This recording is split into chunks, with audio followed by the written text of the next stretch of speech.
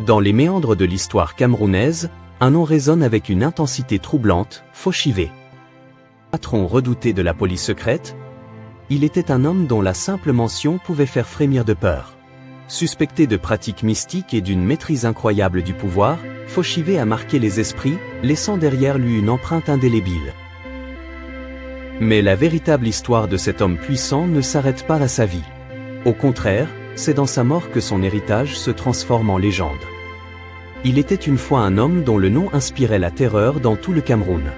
Fauchivé, un homme d'une puissance inimaginable, régnait en maître sur la police secrète, en abrégé CNR, l'équivalent de la DGSI en France.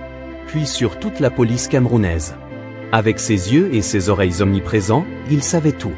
Nul secret ne pouvait lui échapper, car Fauchivé avait des informateurs partout. Certains allaient même jusqu'à dire qu'il possédait des pouvoirs mystiques, des capacités qui dépassaient le monde des vivants. Les gens le craignaient non seulement pour son pouvoir officiel, mais aussi pour cette aura mystérieuse et sombre qui l'entourait. En 1997, Fauchivé rendit son dernier souffle. Mais ce ne fut pas la fin de son histoire. Sa mort marqua le début d'une série d'événements inexplicables, qui allaient hanter à jamais la mémoire de ceux qui avaient assisté à cela. Lors de ses obsèques à Yaoundé, la capitale du Cameroun, une pluie torrentielle s'abattit sans prévenir. Accompagnée de vents violents, elle déchira le ciel comme pour annoncer que même la nature était en deuil, ou peut-être en rébellion contre cet homme. Les toitures des maisons furent arrachées, des arbres géants furent déracinés, et les rues autrefois paisibles de la ville se transformèrent en scène de chaos. C'était comme si Fauchivé, depuis l'au-delà, commandait encore les éléments. L'obsèque devinrent un spectacle terrifiant. Quand sa dépouille quitta enfin Yaoundé pour être transportée vers son village natal Fumban, le mystère ne fit que s'épaissir. À son passage par la ville voisine de Fumbot, un phénomène encore plus étrange se produisit. Les habitants, en voyant le véhicule mortuaire approcher, furent pris de panique. Ils abandonnèrent leurs activités et coururent se réfugier dans leur maison, comme si une malédiction les menaçait. Ils craignaient que même mort, l'esprit de Fauchivé puisse s'en prendre à eux. Son pouvoir semblait transcender les limites de la vie et de la mort. Son nom résonnait encore dans l'air, porteur de peur et de respect. Funèbre, après avoir traversé des villes où régnait la peur, arriva enfin à destination, Fumban, le village natal de Fauchivé. Mais à peine les premiers pas de la dépouille sur ces terres avaient-ils été franchis, qu'un autre événement étrange se produisit. Le mur du palais des rois, qui se dressait fièrement depuis des générations, s'effondra subitement. Ce n'était pas un simple accident. Pour les notables, la coïncidence était troublante. Le mur s'était effondré du côté du salon où se trouvaient le roi et ses notables, tous en attente de la dépouille de Fauchivé.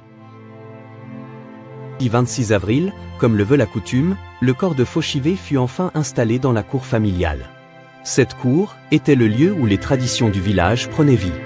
Mais ce jour-là, elle était également le témoin d'une atmosphère électrique, chargée d'une anxiété palpable.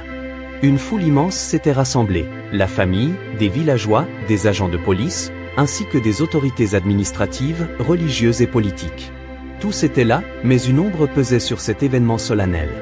Alors que le frère de Fauchivé se tenait devant la foule, prêt à prononcer un discours en hommage à son illustre frère, un bruit assourdissant retentit dans l'air, semblable au ronflement d'un avion en vol. Les visages, déjà marqués par la tension, se tournèrent vers le ciel, les yeux écarquillés. Ce bruit, initialement lointain, ne faisait que s'intensifier, et un sentiment de panique commença à s'emparer de l'assemblée. La peur s'installa comme une ombre, et soudain, la débandade générale s'ensuivit. Les gens, poussés par une terreur inexplicable, se mirent à fuir dans toutes les directions. Même les policiers, venus rendre un dernier hommage à leur ancien et puissant patron, abandonnèrent leurs armes, désorientés et en quête d'échapper à ce qu'ils percevaient comme une menace imminente. Les cris et les pleurs se mêlèrent à la cacophonie, créant une scène de chaos indescriptible. Plusieurs personnes, piétinées dans la panique, s'effondrèrent, se blessant dans la confusion.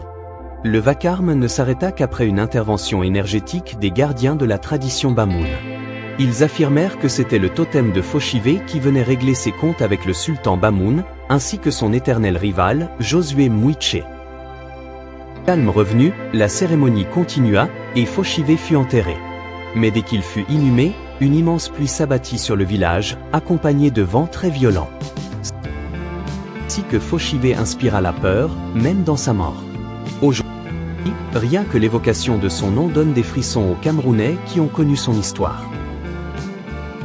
N'hésitez pas à mettre un like, et surtout de vous abonner pour ne rater aucune de nos histoires incroyables, mais vraies.